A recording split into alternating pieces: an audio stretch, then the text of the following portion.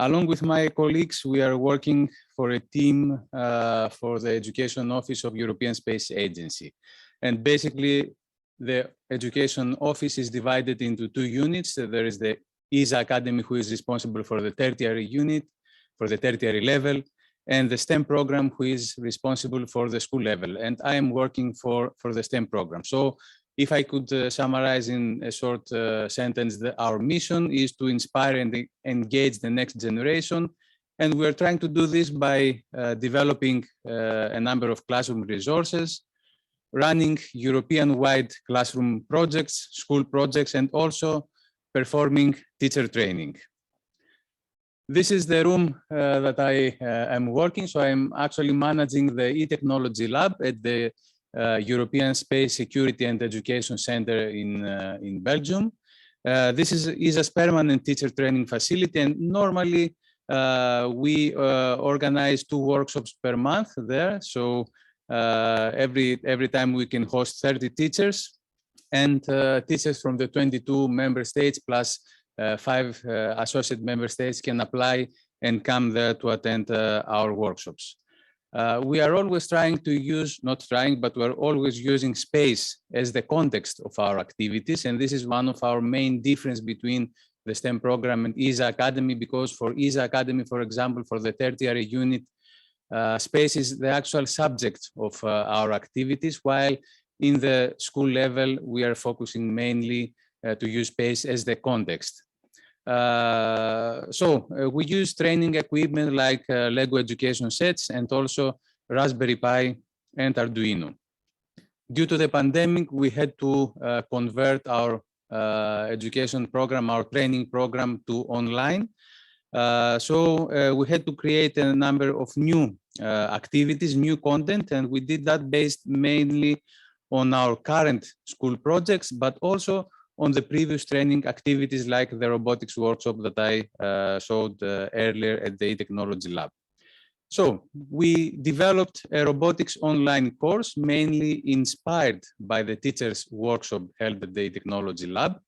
The context was the exploration of planet Mars, and the curricular link is programming and science. The tool that we used is Open Roberta Lab that you see there in the picture on the right. It is developed by the Fraunhofer Institute. It's cloud-based, so nobody needs to install anything in his computer.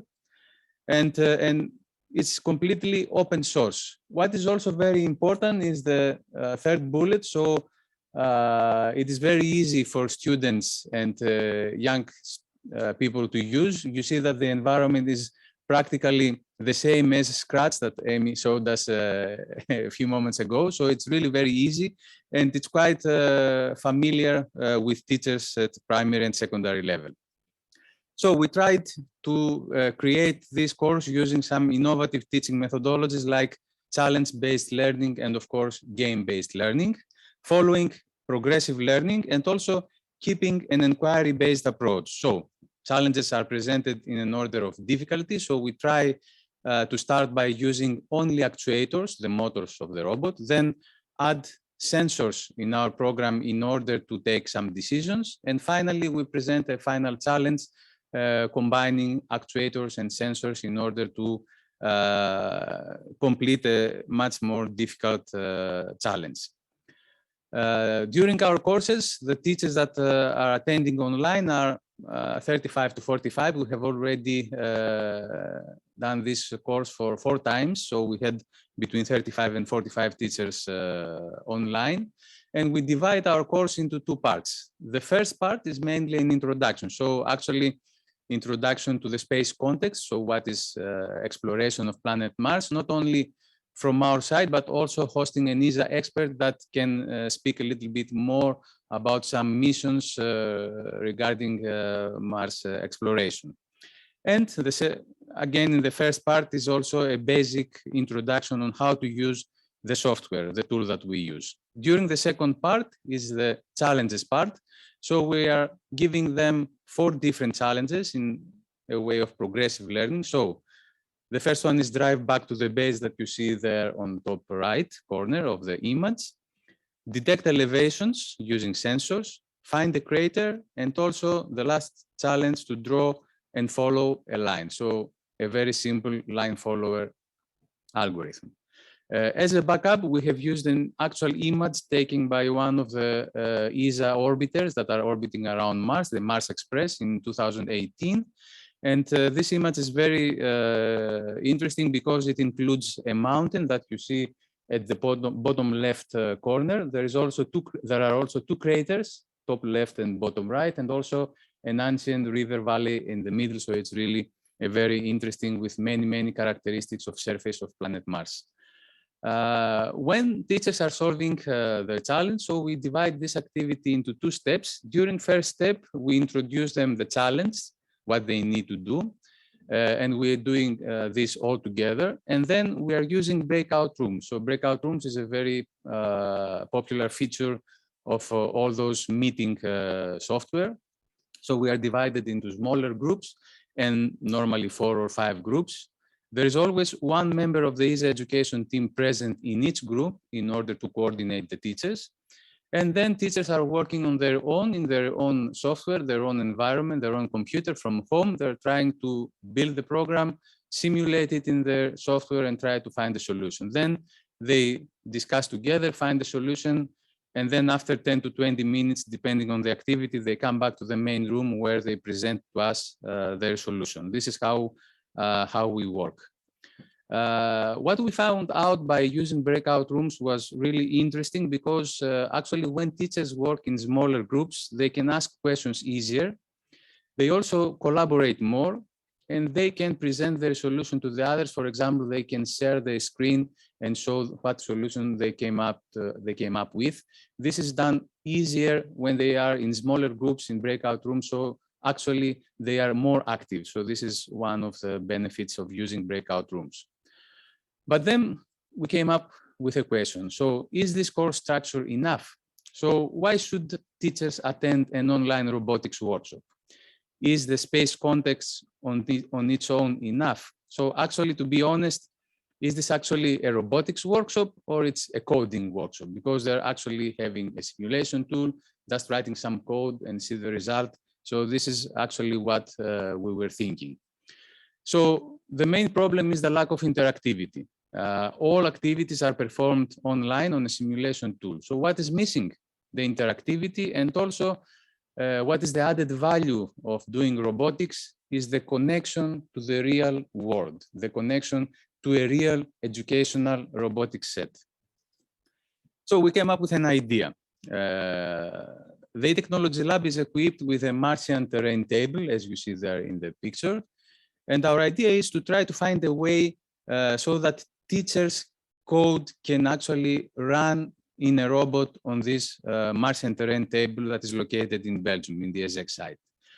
And then, of course, try to give a visual feedback of the teachers using, for example, a camera. In order to do this, there are some specific, very interesting features of the software that we use, the Open Roberta Lab. So it supports connectivity to several educational robots that are available in the market, both Lego We Do 2 and EV3, but also MBot, Calliope Mini, BBC Microbit, and a number of other educational sets that you can find very easily in the market. Another thing is that we can insert a custom image, an image of our own in the simulation window and use it as a background.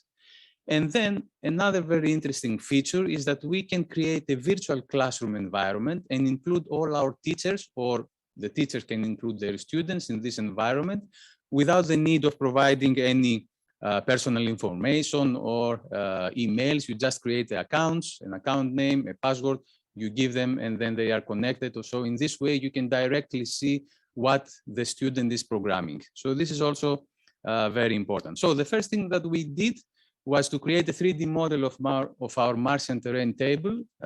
We did that using Tinkercad, which is a very easy to use 3D design software. And then we inserted the 2D model, actually a top view of this table with the accurate dimensions. We inserted it as a background in the simulation window of Open Roberta. Then the challenge is appointed to the teachers. So now teachers are again divided into smaller groups and are sent in separate breakout rooms. They develop their code on the Open Roberta Lab tool using the simulation window. Okay, so they have the background image that we send them. They are appointed with a challenge and they are trying to solve it in the simulation window. Then there is always again one member of our team in each breakout room. This member of the team is connected to our virtual classroom. So in the breakout room, teachers are working on the solution and giving instructions to our member. They are building a solution. So since this colleague is in our virtual classroom, he doesn't need to do anything. We are able to see the code directly from our own environment. So there is always one member, so normally me and one of my colleagues at the technology lab. We download the code that the teachers created, upload it in a Lego EV3 robot, and then we run the code on the actual table that we have at the e-technology lab. And then we use a camera. This is a camera, and you can see the feedback that the teachers get from running their own code. This is a rough diagram of what we do. So teachers programming from their home using the common software tool, and then us from the technology lab downloading the code and running the code on an actual robot. Instead of conclusions, I will try to give you some feedback from the questions we asked the teachers. So we noticed, first of all, an increase of interaction between attendees, the teachers or the students, and also interaction between attendees and trainers. And of course, an increase of actively participating attendees. So not only participating more, but also more people participating. The feedback given by the teachers was also very good. So in the middle, you see the question was, which method of presenting the content fitted your needs best? So you can see in the middle that activity sessions or breakout rooms are really the most popular among the other activities. This means that teachers want some more interactivity, even though the activity is online, still they need some more interactivity and more to participate in the teacher training. And the other question was, did you have experience in block-based programming before the workshop? So one of our concerns was, if a teacher is experienced on block-based programming, why should he or she attend such a workshop? So it seems that even though most of our participants were already experienced in block-based programming, they wanted to attend this workshop, and the reason was not to get the space context, but the reason was that always teachers are trying to find new tools and new ways, new activities in order to impose coding and block-based programming in their classroom.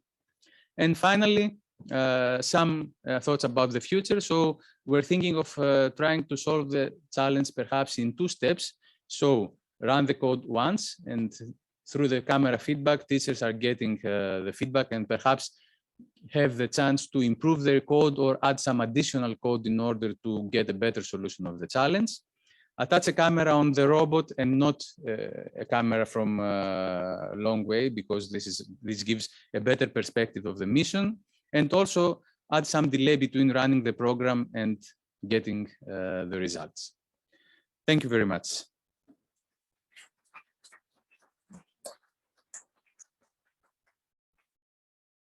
Thank you for your presentation. Quick question, please. Someone? No questions? Just, oh, okay, Amy.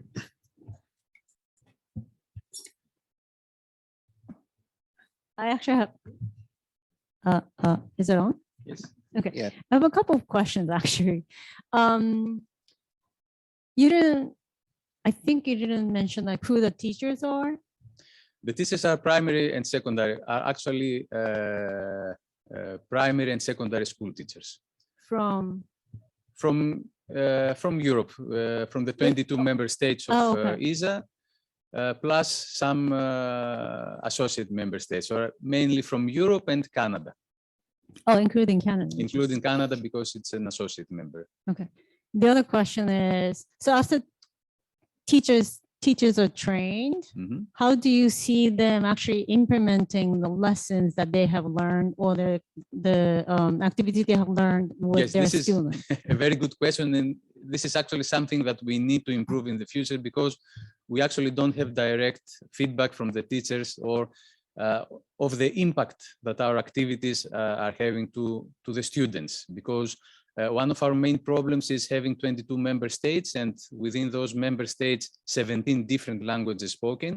It's really very difficult to target directly the students. This is why we target the teachers. But on the other hand, perhaps we need to improve a little bit on this part. We need to find a way to actually see the impact that we have on students. Right now, we don't have that feedback. No. Okay, thank you very much. Thank you.